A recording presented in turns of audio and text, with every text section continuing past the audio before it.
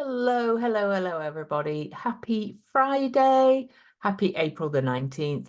I am just called to make a quick video about the thing that everybody is talking about today, and that's the release of Taylor Swift's new album at midnight Eastern time today, April the 19th. So it was actually late on April the 18th for us in Utah, but I was in bed and asleep. But, some of you may have listened to my previous videos and realized that um, Taylor Swift and I share a 21-degree Sagittarius sun, and she really came to my attention last summer when I was doing my Venus retrograde um, uh, heroine's journey class, and her star rose and the Eras tour came out and all those kind of things. And I've been kind of looking at her chart a little bit and talking to a fellow Swiftie on Facebook who knows astrology but is not kind of out there as a professional astrologer. Her name's Holly. I'm only going to give the first name because I don't know if she wants me to kind of talk about it. Well, anyway, we've been rectifying her chart. So I'm not going to give all the reasons why I think it's the chart that I'm going to put up. I just want to talk about the release of the album and why that part fits. So as I mentioned, the album was released at midnight on in Eastern time. So let's have a quick look at the transits for that. I don't want to be on forever. So we have done some digging and looked at her appearance and various other things.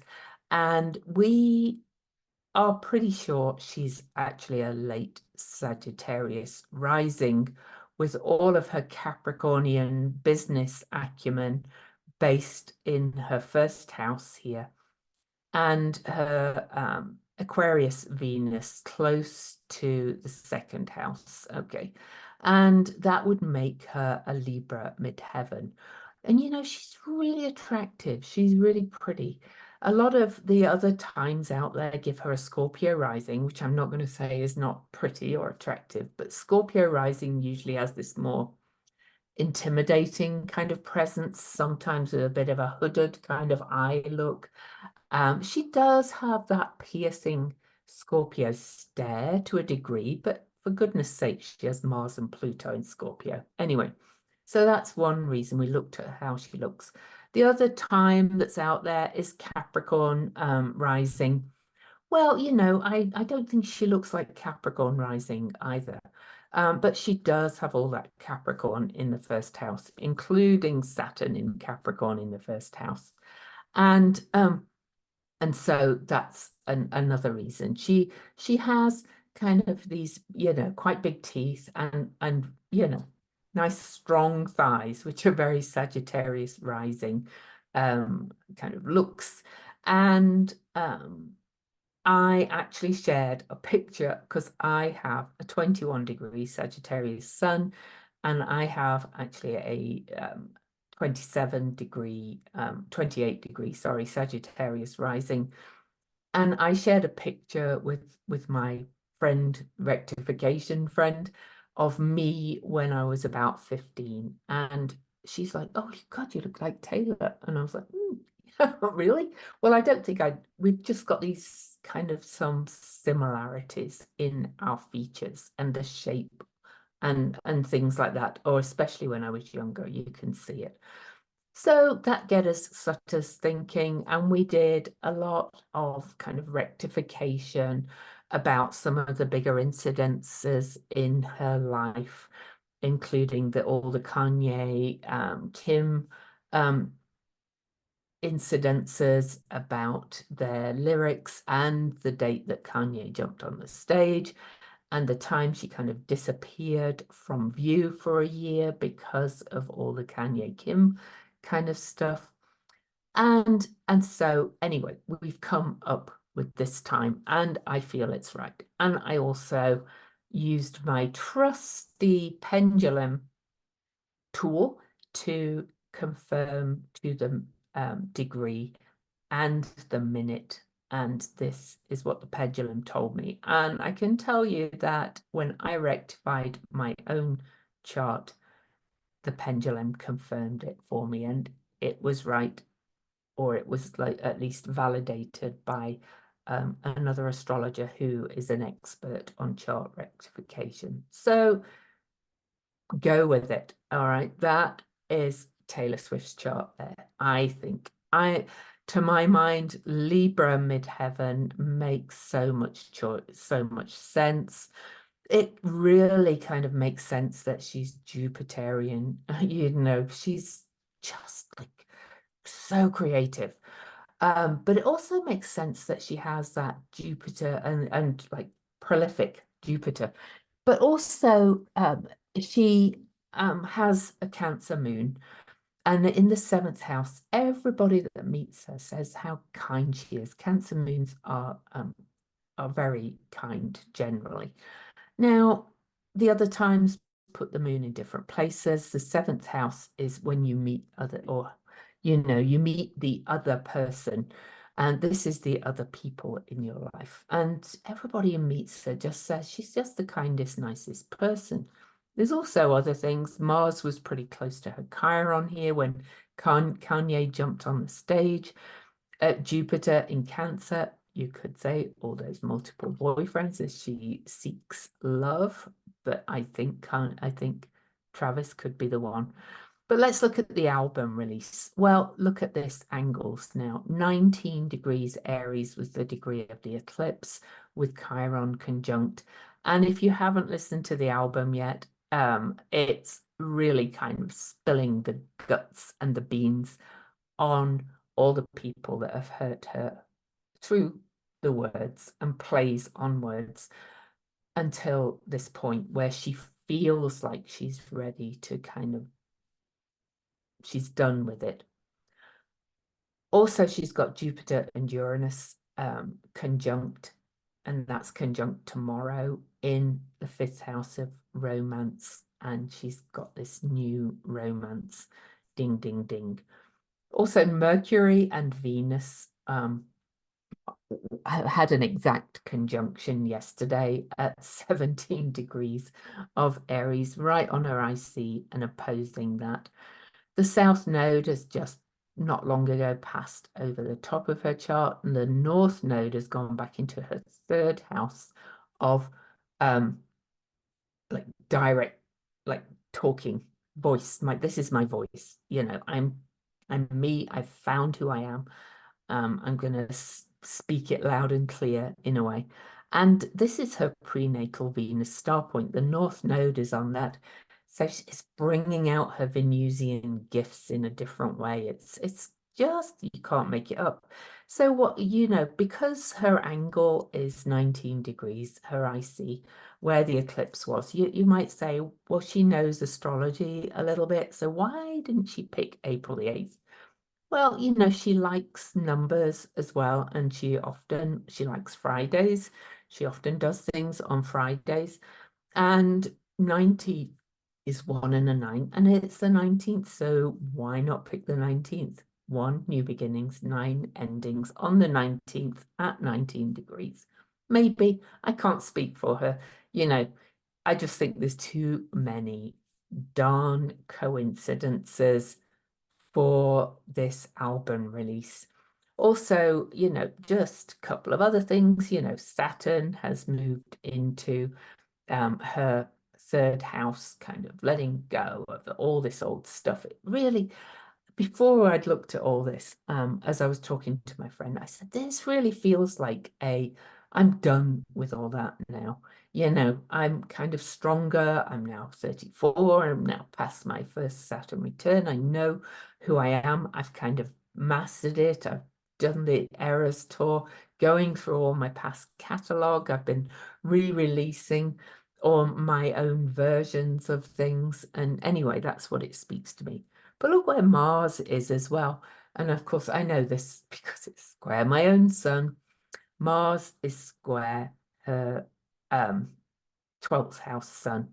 You know, as a 12th house Sagittarius sun myself, we are quite easily hurt by these hidden enemies that come out.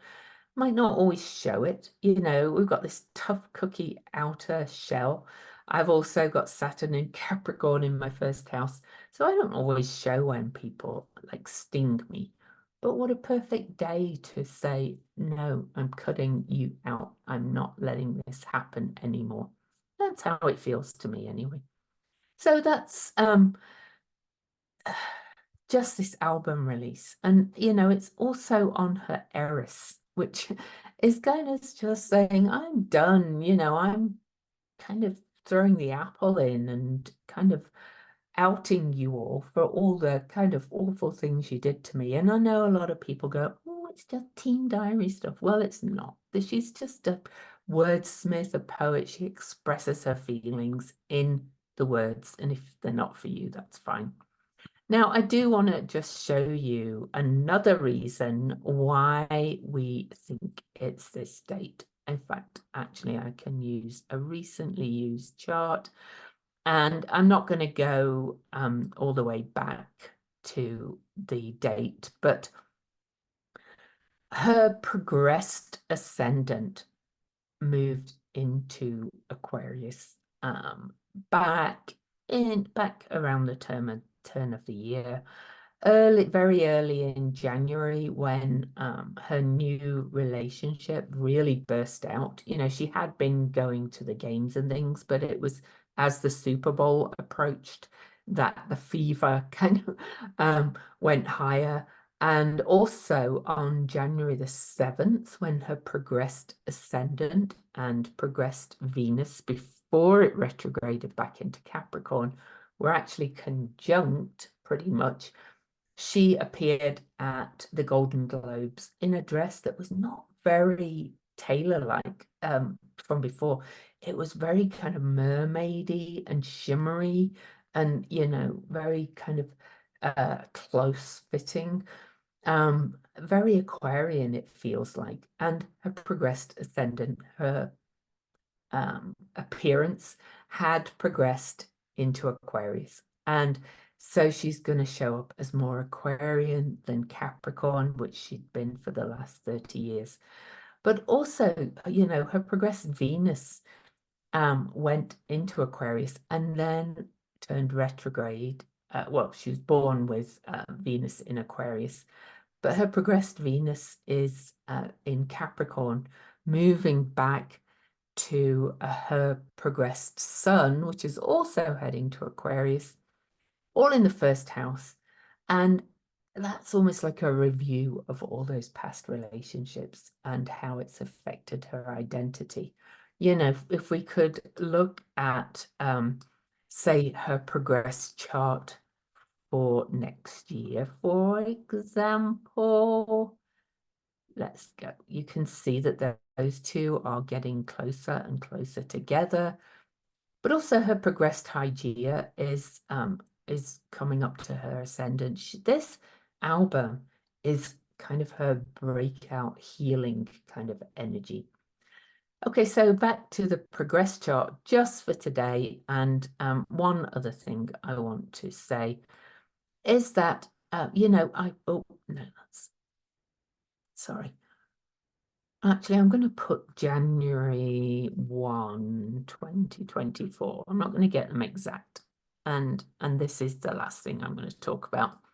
Well, her progressed moon, you can see that Venus was in Aquarius back in January. Okay, so, but her progressed moon, probably before this, I think September, say mid-December was perhaps when she first showed up at Travis's game. I think they started dating in the summer sometime. I'm not, I'm not that big a Swiftie yet. But also this is, the time that she started to come into my attention as Venus was retrograde, and I started listening to her because of just things I was noticing about how she was rising according to the Venus rising and the Venus star point. So at that point, her progressed moon was still in Virgo. And then it moved into Libra.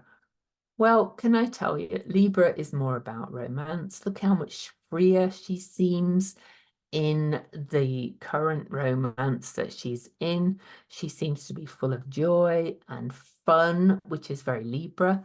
But by December, her progressed moon was leaving more serious Virgo, where it had been for about 2.5 years.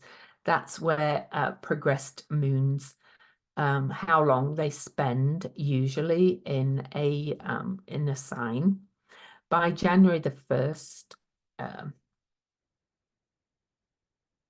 her progressed moon had moved into Libra, and that's sitting on my North Node. And that's when I started becoming a real full-on Swiftie. You can't make this stuff up. And we've got all these things, we've got the same signs in the same houses. We've got the same degree sun. You can't make this stuff up. And look, there's that Venus and ascendant were pretty close together. Anyway, if you're interested, you're interested. If you're not, you're not. But we're also pretty sure that this is her rising sign and that this is her birth time based on a gazillion things. I will add that the Venus star point, where she kind of rose, last summer, her star really rose with her Eras tour and re-releasing her Taylor's version of her albums. The Venus star point was at 20 Leo, as she was also meeting Travis Kelce in her 8th house, bringing her out of that 8th house and pushing her towards her North Node in Aquarius, more freedom, more being able to be herself. I've noticed the difference in the short time I've really been watching her. She's really kind of coming out as her unique individual person. So I hope you found that interesting. If not, just wait for the other videos that I do. But see you next time.